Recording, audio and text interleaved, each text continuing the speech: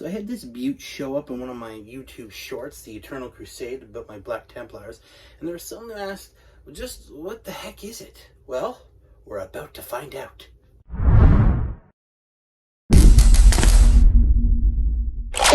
Hey everybody, Steve here for Who Took My Dice. Now, before we dive in a look at the model, we got to go back to the heady days of 2008.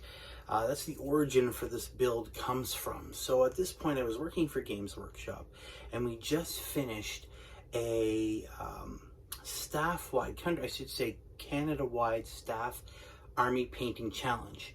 I chose Black Templars. I thought it was cool. I went for a pretty lengthy process to get the black done.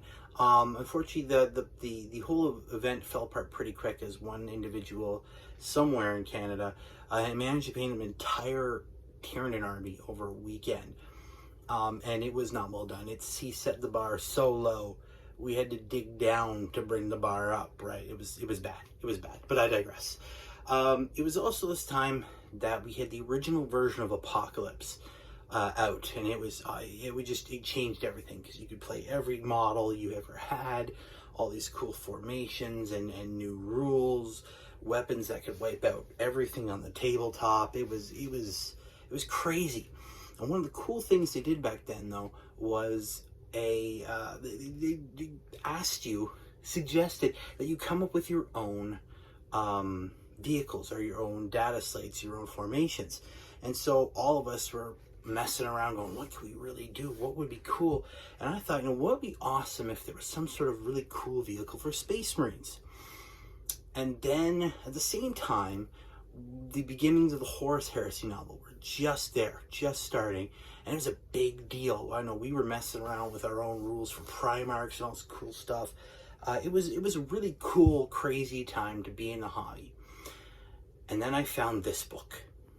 So this was the Horus Heresy Collected Visions. This was the basically the full version of 4 other books that had come before, art books. Now this was before the Horus Heresy novels came out, just a little while before, I believe. It was based on the Fantasy Flight, sorry, no, not Fantasy Flight, Sabretooth Games, Sabretooth Games, Games Workshop Black Library. These are from cards from a card game. Just some fantastic art. Went through the Horus Heresy story as we knew it then. Obviously things have changed. There's actually been another version of this book, but just some fantastic art. Lots of cool stuff here. There's Bjorn. Yeah, Bjorn the Fell-Handed there.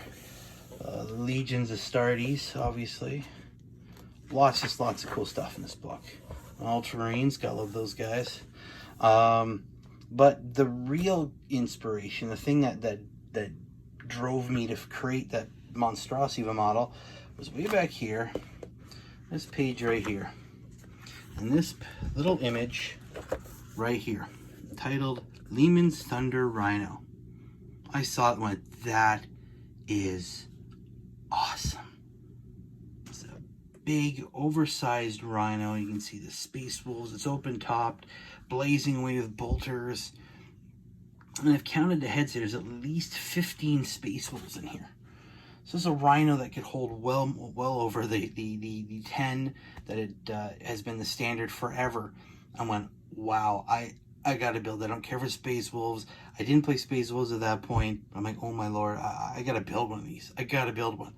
And so I went over, grabbed what was a box set then of three Vindicators.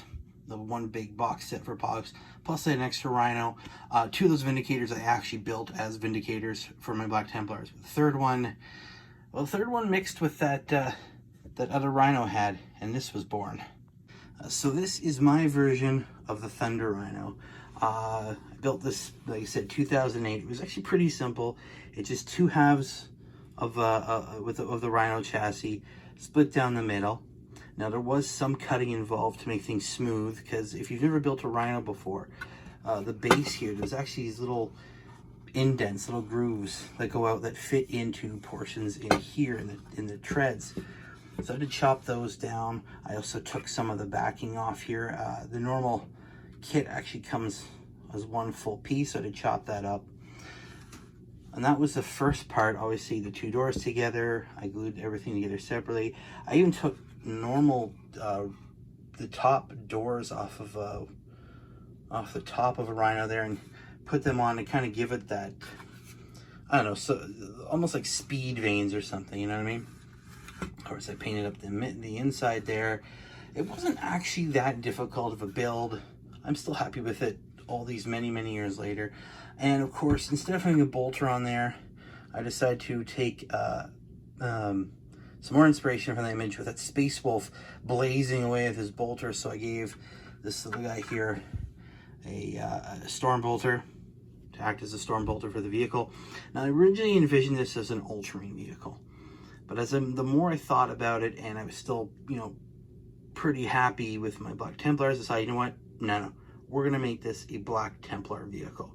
It makes more sense. It was an open top, fast vehicle at the time.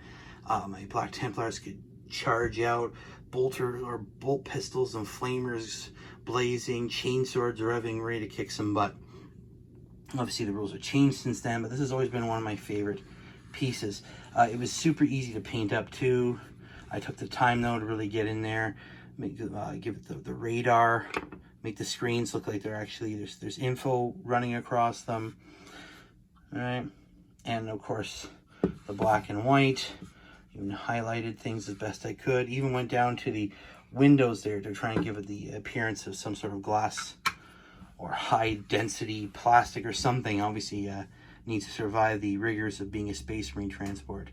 But that was it. It was a lot of fun to build this thing. But yeah, so this is Lehman's Thunder Rhino. I turned it into Black Templar's Thunder Rhino.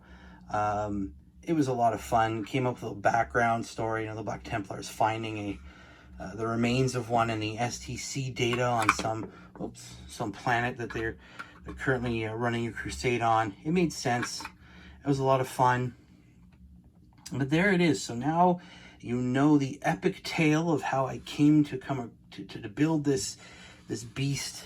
So the inspiration behind it, and honestly, it's just another example how easy it is just to find cool ideas within the books, the fluff, the background. Even from a small picture, you can make something really, really awesome. It's something that I personally feel is missing. Wow, way to go. Is missing nowadays. And I think more people need to kind of step out of the box and make just really cool looking models. I know I'm on a few art groups on Facebook, and there's a lot of cool just custom models being made. I'd like to see it spread out more though. But yeah, so there it is, the Thunder Rhino. So there you have it, guys, the Thunder Rhino. Hopefully that answered your questions to just exactly what that thing was. Thank you for sticking through the video. I appreciate it as always. And you know, thank you very much, guys, for your interest.